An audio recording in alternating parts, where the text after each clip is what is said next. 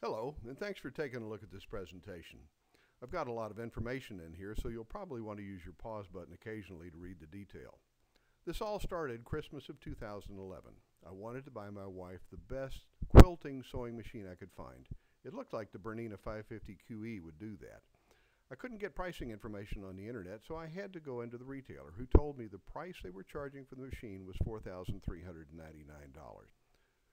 Well, I did further research. I found out that in Great Britain you can buy the machine there for the equivalent of $2,768. It gave me a lot of questions. Why? Here are the websites that I went to find the price in Great Britain and France. Here's the machine on the left in the US without pricing information. On the right, in Great Britain, with pricing information. In fact, the one on the right, they'll sell you the machine if you buy it outside the European Union for £1,458. That comes up to $2,306. They'll ship it to you for free as well. This is the site that I used for currency conversion. Here's the price list of Bernina of America. About halfway down, you'll find the 550 QE for $4,399. This is showing price differences for a number of different Bernina models from Great Britain and the United States, with the dollar savings in Great Britain and the percent savings in Great Britain.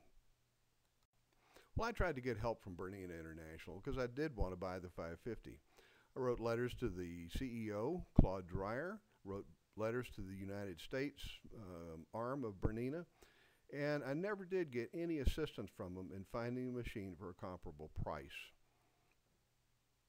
I ended up buying the Bernina 350 for my wife because I couldn't afford the 550. Well, in writing to Bernina of America, I used the word gouging. And I got back an email from Mike Barish, who is one of the VPs with them, saying that he didn't think gouging was appropriate. Well, let me tell you, if I'm having to pay $1,600 to $2,000 more for a base machine price of $2,300, that certainly feels like gouging to me.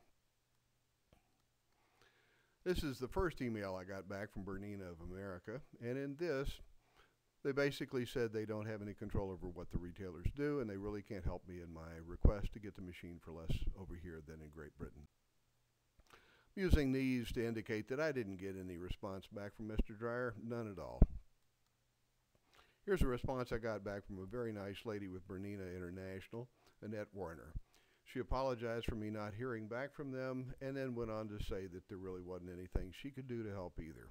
I really appreciate her response, though. She seems like a really nice person. Here's a letter I got back from Mike Parrish, or actually an email that I got back from him, explaining why the machines are so much more expensive here. And it includes things like property, raw materials, labor, shipping, insurance, taxes, the strength of the British pound versus the US dollar, and all sorts of other things.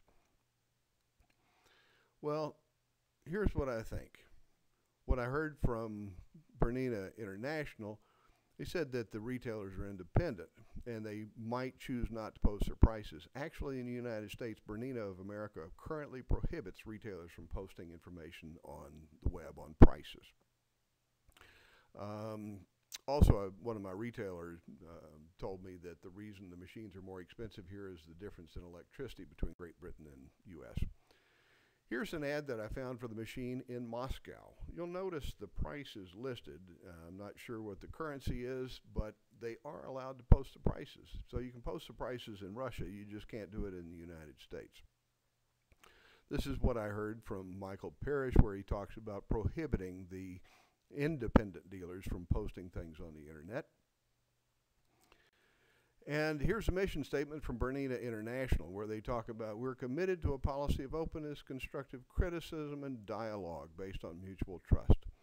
Mr. Dreyer signed off on this the same day that he received an email from me that he never responded to. So I guess it's okay to put it down in writing as long as you don't actually have to do it. I got in touch with Paul Ashworth, who is the new president of Bernina of America.